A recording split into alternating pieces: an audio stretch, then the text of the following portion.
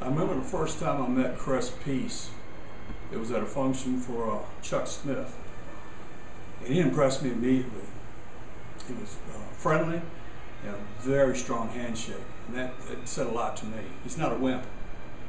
What I've seen in his career as a delegate is he's putting forth legislation to strengthen the state, and he's looking out for the people. So, and that runs along the lines of Michelle Bachmann and Jim DeMint and Mike Lee and Ron Paul, and a certain young lady is running for Senate next year from Mosley.